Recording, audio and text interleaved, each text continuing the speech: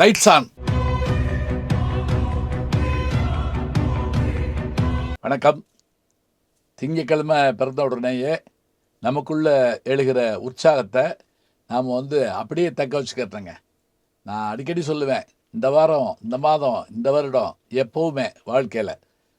ஏன், எப்படி அப்படின்னு கேட்குறீங்களா?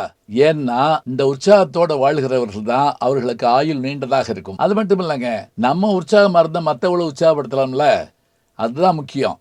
இப்போ திரையில் ஒருத்தருடைய பேர் போட்ட உடனே லட்சம் பேர் ஒரு குதூகலமா அப்படியே எந்திரிச்சு கைதட்டுறாங்கன்னு என்ன, அது ஒரு செல்லுலாய்டு ஃப்ரேம் தான். ஆனா அது உற்சாகத்தை தருது. அது போல நல்ல வார்த்தைகள் நமக்கு உற்சாகத்தை தரும்.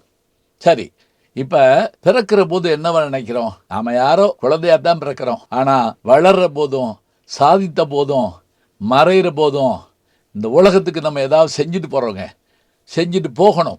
அப்படி போனவங்களுடைய வரலாற்றை தான் நம்ம மோட்டிவேஷனில் பார்த்துட்டு வர்றோம். ஒரு வாழ்க்கை வரலாறா வாழ்ந்துட்டோம். கியூபா இது அதிகமாக கரும்பு விளையிற நாடு. சர்க்கரை கிண்ணம்னு இந்த நாட்டுக்கு ஒரு பேர் உண்டு. இந்த அருமையான நாடு அமெரிக்காவினுடைய கண்ணை உறுத்திக்கிட்டே இருந்தது. ஏன்னா இது பொதுவுடைமை சித்தாந்தத்தை கடைப்பிடிக்கும் நாடு. அமெரிக்காவோ ஜனநாயகத்தை கடைப்பிடிக்கிற நாடு. கொள்கையில் வேறுபாடு கிடையாது. ஆனால் அமெரிக்கா என்ன பண்ணுச்சு அப்படின்னா, இதை மாற்ற பார்த்துச்சு. இந்த அதிபராக இருந்தவர், கியூபாவுடைய அதிபராக இருந்தவர் 5 அமெரிக்க ஜனாதிபதிகளை கதிகலங்க வைத்தார். இவர் படையெடுத்து போலங்க. ஒரு முறை கூட அமெரிக்காவில் இவர் தாக்குதல் நடத்தவில்லை. ஆனால் எல்லா முறையும் அமெரிக்கா தாக்குதலை இந்த நாட்டின் மீது நடத்தி கொண்டிருந்தது, நடத்தி கொண்டே இருக்கிறது. ஆனாலும் அந்த நாடு செழித்தோங்கி இருக்கிறது. காரணம், அதனுடைய அதிபராக 49 ஆண்டு காலம், அதாவது உலக வரலாற்றிலேயே அதிக நாள் அதிபராக இருந்தவர் என்ற ஒரு பெருமையை உடையவர் யார் என்று கேட்டால் அவர்தான் ஃபிடல் காஸ்ட்ரோ.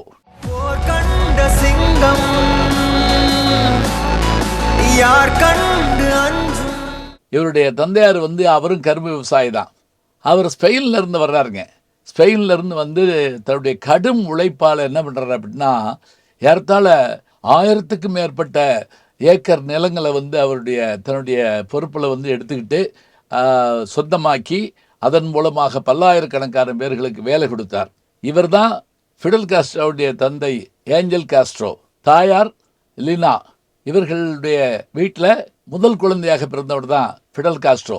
இவருடைய தந்தையார் என்ன பண்ணார் அப்படின்னா, இவங்களுடைய வீட்டில் இருக்கக்கூடிய சகோதரர்கள் இவங்களை பள்ளிக்கூடத்துக்கு அனுப்புறதுக்கு பதிலாக ஒரு ஏழை ஆசிரியரை அவருக்கு எல்லா சம்பளமும் கொடுத்து அவங்க வீட்டில் வச்சு படிக்க வச்சாருங்க. மற்றவங்க அதிகமாக படிக்க போல, ஆனால் ஃபிடல் காஸ்ட்ரோ படித்தார், பள்ளிக்கூடத்தில் படித்தார், பிறகு கல்லூரியில் படித்தார். அது வரைக்கும் அவருக்கு கம்யூனிசம்னா என்னன்னு தெரியாது. பல்கலைக்கழகத்துக்கு வந்தாருங்க. அப்போ தான் செகண்ட் வேர்ல்டு வார் முடிஞ்சு 1945 அங்கே கியூபாவில் யார் ஆண்டுகிட்டு இருக்கா அப்படின்னு கேட்டால், பாட்டிஸ்டா என்கின்ற ஒரு கொடுங்கோன்மைவாதி, ஹிட்லர் போன்ற ஒருத்தர் எல்லா வளங்களையும் எடுத்து அமெரிக்காவுக்கு என்ன செய்யறார், கைக்கூலி மாதிரி இருந்து எல்லாத்தையும் கொடுத்துக்கிட்டு இருக்காரு. இதைத்தான் கண்டிக்கிறதுக்காக ஃபிடல் காஸ்ட்ரோ எழுச்சி கொண்டு எழுகிறாருங்க. அவர் என்ன செய்தார், குற்றம் சாட்டுகிறேன் அப்படின்னு ஒரு பத்திரிகை நடத்தினாருங்க. அது மூலமா எல்லாத்தையும் வெளிக்கொண்டு வந்தார். அதோடு மட்டும் இல்ல, அவர் கைது செய்யப்படுறார். கைது செய்யப்பட்டு கோர்ட்டுக்கு வந்தப்ப தானே வாதாடினாருங்க. அந்த வாதாடுற செய்திகள் நீங்க படிச்சு பாருங்களேன். நான் யார், என்னுடைய நாட்டின் வளம் என்ன, என் நாட்டின் வளம் என் நாட்டு மக்களுக்கு தான் சொந்தமே தவிர மற்றவர்களுக்கு சொந்தமில்லை. இப்படி இவர் முழங்கி கொண்டிருந்த போது இவருக்கு துணையாக வந்தவர் யார் தெரியுமா? அவர்தான் உலக இளைஞர்களை இன்றைக்கும் கவர்ந்திருக்கக்கூடிய ஷேகுவாராவும் ஃபிடல் காஸ்ட்ரோவும் சேர்ந்து அங்கு ஆட்சி அமைக்கிறார்கள். ஷேகுவாராவை பதவியேற்க சொன்னபோது அவர் மறுத்துவிட்டார். ஃபிடல் காஸ்ட்ரோ 1959 அவர் அந்த நாட்டினுடைய பிரதம மந்திரியாக இருந்தார். அதற்கு பிறகு 2008 வரை அவர் அங்கே ஜனாதிபதியாக இருந்தார். நினைவு வைத்துக் கொள்ளுங்கள், அந்த நாட்டினுடைய கல்வி நிலை மிக சாதாரணமாக இருந்தது. 30% கூட படித்தவர்கள் இல்லை.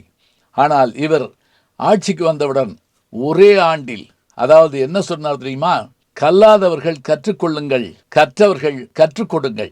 எவ்வளவு அருமையான வார்த்தை பாருங்க. இதாங்க பஞ்ச் டயலாக்கு. கல்லாதவர்கள் கற்றுக் கொடுங்கள், கற்றவர்கள் மற்றவர்களுக்கு கற்றுக் கொடுங்கள். அதாவது பகலெல்லாம் வேலை பார்த்த ஒரு சுரங்க தொழிலாளி தன்னுடைய கடப்பாறையை வச்சுட்டு இரவுல எழுதுகோள் எழுதுவாருங்க. மண்வெட்டி பிடித்தவர் புத்தகத்தை படிப்பாருங்க. இப்படி எல்லாருமா கல்வி கற்க ஆரம்பிச்ச உடனே அந்த நாடு கல்வியால் உயர்ந்தது. மருத்துவம் இலவசமாயிற்று, கல்வி இலவசமாயிற்று. எல்லாவற்றுக்கும் மேலே அங்கு இதுவரை எல்லா பிரசவங்களும் எந்த விதமான ஆபரேஷனும் இன்றி சுகப்பிரசவமாக நடந்திருக்கிறது. ஆச்சரியத்திலும் ஆச்சரியம். இன்னொரு சிறப்பு, அவர்கள் நாட்டில் அவர்கள் முருங்கை மரத்தினுடைய தன்மையை அறிந்து கொண்டு உலகமெல்லாம் சுற்றி வந்து அங்கு ஏற்பட்ட ஒரு கொடூரமான நோயிலிருந்து தப்பிப்பதற்காக ஃபிடல் காஸ்ட்ரோ தன்னுடைய நாட்டு விஞ்ஞானிகளை அனுப்பி தேடி வந்தபோது இந்தியாவில் தமிழகத்தில் முருங்கை மரத்தினுடைய அருமை அறிந்து இந்த முருங்கை மரத்தை வீடுதோறும் பயன்படுத்த வேண்டும் என்று பயன்படுத்த செய்தவர். பூ, இலை, காய் என்று அத்தனையிலும் சார்பளிய வேண்டும் என்று சொல்லி நோயிலிருந்து காப்பாற்றியவர் அவர்தான். இப்போது நாம் தெரிந்து கொள்ள வேண்டியது, நாம் முருங்கையை நட்டவன் வெறுங்கையோடு போனான்னு சொல்லிட்டு இருப்போம். அது பொருள் அப்படி இல்லை. முருங்கையை நட்டவன் வயதானாலும் குச்சி ஊன்றாமல் வெறும் கையோடு கம்பீரமாக நடப்பான் என்று தெரிந்து கொள்ள வேண்டும். இப்போது வருவோம் மீண்டும். நம்முடைய ஃபிடல் காஸ்ட்ரோ இத்தனை பெருமைகளை உடையவராக இருந்து 1926 பிறந்து 2016 தன்னுடைய 90வது வயதில் மரணமடைகிறார் என்றார். வாழ்ந்த காலம் அர்த்தமுள்ளதாக இருந்தது. இருந்தாலும் மறைந்தாலும் பேர் சொல்ல வேண்டும், இவர் போல யாரென்று ஊர் சொல்ல வேண்டும் என்ற அந்த அற்புதமான வார்த்தைக்கு ஏற்ப அவருடைய வாழ்க்கை அருமையுடையதாக அமைந்திருக்கிறது.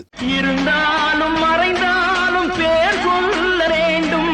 இப்படியான நல்ல தலைவர்களுடைய வரலாற்றை நாம் பிள்ளைகளுக்கு சொல்ல வேண்டும். ஏனென்றால் பிள்ளைகளுடைய மனதிலே நல்ல விதைகள் விதைக்கப்படுமே ஆனால் அறுவடை காலத்தில் அது நமக்கு பயனை கொடுக்கும். ஃபிடல் காஸ்ட்ரோ உலகத் தலைவர்களில் மறக்க முடியாதவர், மறுக்க முடியாதவர், வீரர், பேச்சாளர், ஆட்சியாளர். நல்ல செய்திகளை நாளும் சிந்திப்போம். நாளை சந்திப்போம். நாளும் நல்ல தமிழ் கேட்க முனைவர் ஞானசம்பந்தம் அவர்களின் கேளுங்கள். கண்டிப்பாக கேளுங்க. நான் கேட்டுட்டு இருக்கேன்.